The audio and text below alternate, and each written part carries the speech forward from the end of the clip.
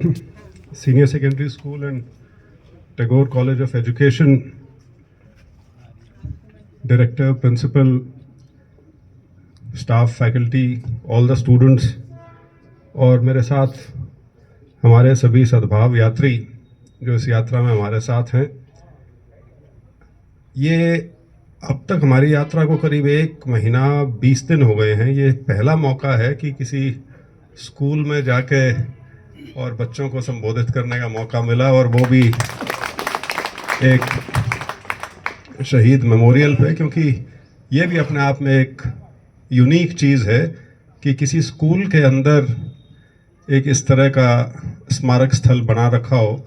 आम तौर पे जिला के हेडक्वार्टर पे मिलता है ये, लेकिन किसी स्कूल में कर रखा है। तो जो इस विचार इसके पीछे है, जो डायरेक्टर साहब ने जिसका उल्लेख किया, वो विचार वाकई बहुत सराहनीय है, बहुत प्रशंसनीय है। उसके लिए मैं सारे स्कूल की अथॉरिटीज़ को बधाई देता हूँ, क्योंकि बच्चों के लिए प्रेरणा का होना बहुत ज़रूरी है।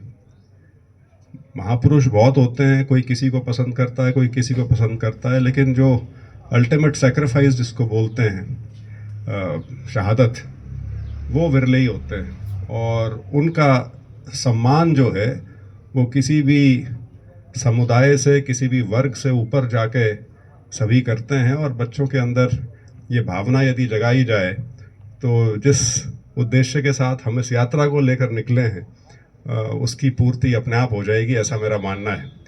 बाकी मैं इस चीज़ के लिए माफ़ी चाहूँगा। पहले 20 तारीख का कार्यक्रम था, लेकिन उसको आज एक दुर्घटना हो गई थी, जिस वजह से उसको पोस्टपोन करके आज करना पड़ा। और संडे का दिन है आज का। मैं जितने बच्चे हैं, पहले तो इनसे पूछ लूँ, भैया कोई बेहोश होने वाला तो नहीं है ना अभी?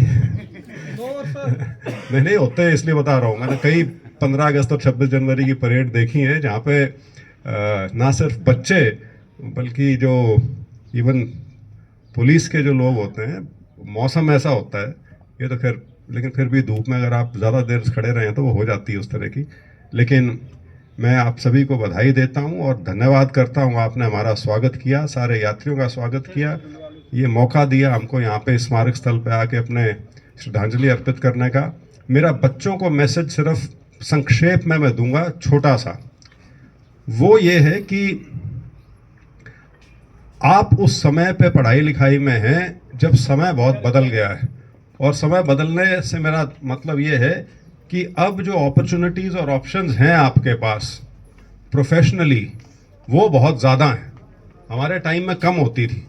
अब जिसको अनकन्वेंशनल फील्ड्स बोलते थे किसी ज़माने में, वो अब मेन लाइन, मेन स्ट्रीम हो चुके हैं।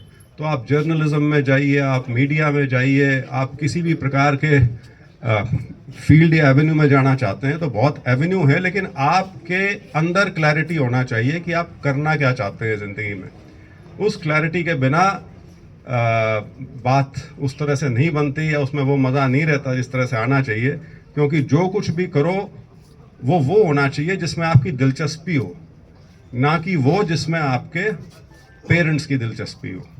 पेरेंट्स की दिलचस्पी तो सिर्फ इस चीज़ में रहती है कि मैं जहाँ तक पहुँचा हूँ, मेरा बच्चा जो है या बेटी जो है वो मेरे से ऊपर चली जाए। लेकिन आप वो करना जो आपके मन में हो, जो आपको अच्छा लगता है। और जो मैंने कहा, अब अपॉर्चुनिटीज़ हर चीज़ में है, पहले नहीं होती थी। पहले आपका इंटरेस्ट किसी भी चीज़ में हो सकता है, फ़र्ज़ करो फोटोग्राफी में ही है, लेकिन फोटोग्राफी के ज़्यादा ऑप्शंस ही नहीं होते थे। अब एक पूरा सब कुछ ओपन है आपके लिए।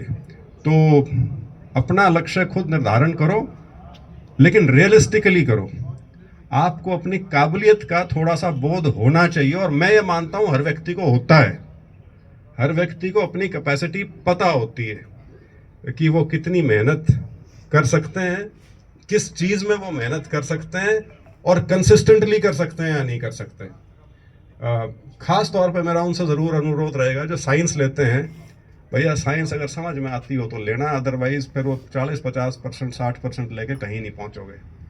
साइंस एक ऐसी चीज़ है जिसमें स्काई इज़ द लिमिट। 12वीं तक करनी ज़रूर चाहिए, ये मैं मानता हूँ, लेकिन धक्के से नहीं करनी चाहिए, क्योंकि फिर वो आपको कहीं का नहीं छोड़ती। ना आप उधर के रहते, ना इधर के। लेकिन प्रयास यदि आप सतत करते रहेंगे तो बिल्कुल लक्ष्य जो भी निर्धारित करेंगे उसकी प्राप्ति भी किसी ना किसी दिन ज़रूर होगी। एक बार पुनः सारी स्कूल अथॉरिटीज़ का, टीचर्स, फैकल्टी, स्टूडेंट सबका बहुत बहुत धन्यवाद। जय हिंद।